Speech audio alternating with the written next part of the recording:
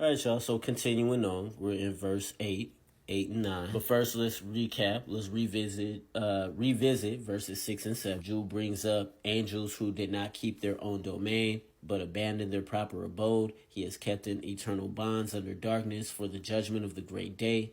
Just as Sodom and Gomorrah and the cities around them, having indulged in the same way as these in gross sexual immorality, and having gone after strange flesh, he calls it, are exhibited as an example in undergoing the punishment of eternal fire. Now, it should be obvious to you, as it is for me, that what Jude is doing here is he's delivering some type of sermon. That's what he's doing. Now he's starting to preach here, and he's beginning to draw upon things that the audience would be familiar with. And let's not forget that Jude is, the focus here is the people that have crept in unnoticed, he says in the beginning of his letter. Peter is often brought into the conversation when it comes to those verses because he's also addressing the same thing. 2 Peter chapter 2 verse 4 says, "For if God did not spare angels who sinned, but cast them into the pit and delivered them to chains of darkness, being kept for judgment,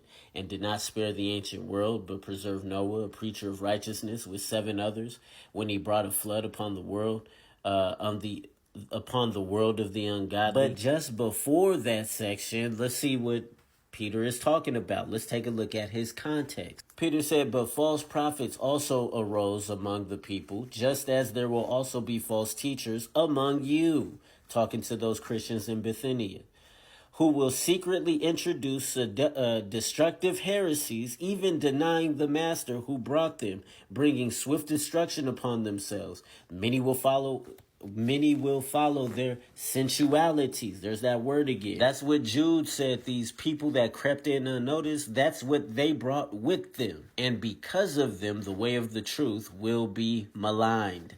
That's what we see today in the progressive church. Now, I don't think that Peter or Jude intend for their readers to zoom in on those little pieces of the overall thing, that the overall point that he's making or that they're making in their writing. But anyways, getting back to Jude, let's get back to the text. He says, "Yet in the same way, these men also by dreaming defile the flesh and reject authority and blaspheme glorious ones." The glorious ones here in view is angels, as the LSB footnote shares with us right here. Now listen, in case you're curious as to what it's meant by blaspheming the glorious ones, and the glorious ones referring to the angels, when Jude brings up Sodom and Gomorrah, okay, that's not Genesis 6. That's, I think, Genesis 18. I don't remember off the top of my head, but when the angels came to visit Abraham, and they went to go basically look at or inquire about the city of Sodom and Gomorrah,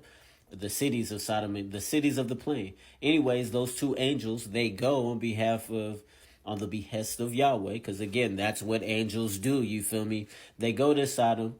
The men that are in Sodom, they're so depraved that they are banging on Lot's door. Lot is housing these angels. They're banging on his door. They want to have sex with him.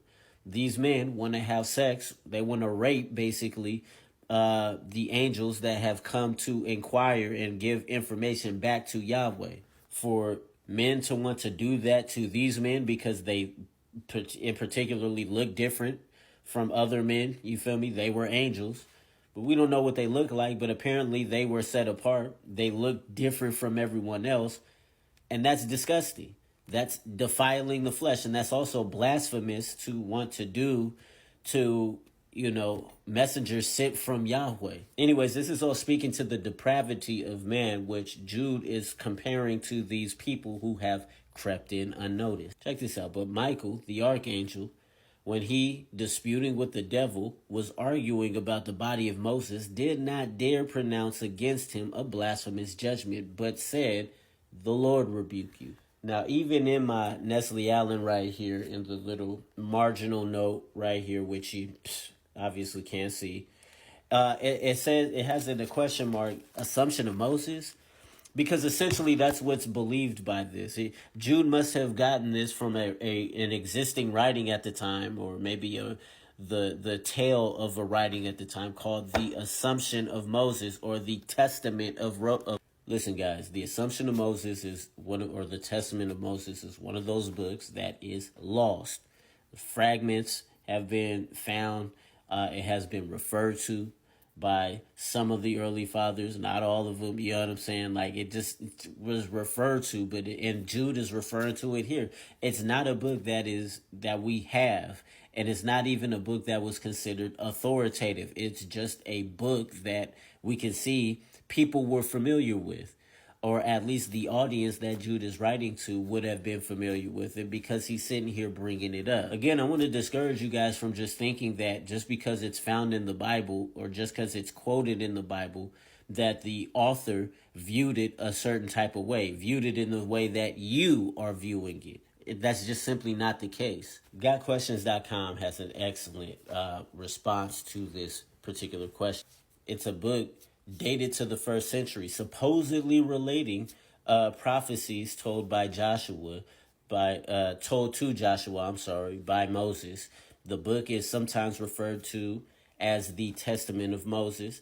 Its contents are referred to by several of the early church fathers, including Origen. Now, that's suspicious. That should be suspicious, because Origen was a massive allegorist, if you will. You know what I'm saying? It's a monumental church father. He did a lot as far as like translating into, you know what I'm saying, translation and interpretation, but he also did a lot of allegory as well, which was not helpful. This was not like the innocent kind of allegory. These were major allegories that just totally was just not good. Anyways, but the book was not and is not considered a part of the biblical canon, okay?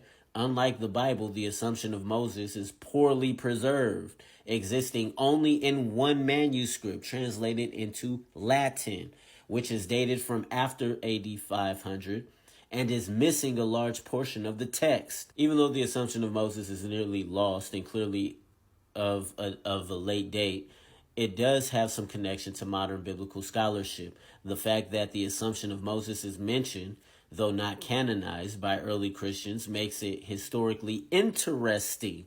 But that's all it is. It's just interesting. It's like, oh yeah, that's cool. That's dope. Huh. Curious. It is also possible that Jude alludes to an incident in the Assumption of Moses when he mentions Michael and Satan disputing over the body of Moses.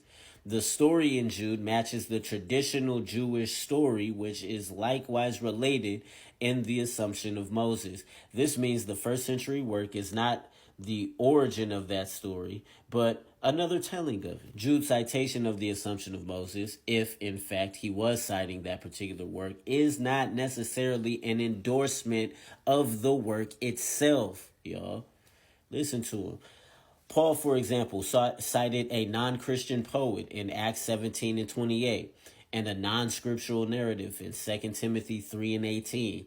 Both references were meant to support a particular point Paul was making. Similarly, Jude's possible allusion to the Assumption of Moses was to help further his point about false teachers. So y'all want to know what this is called?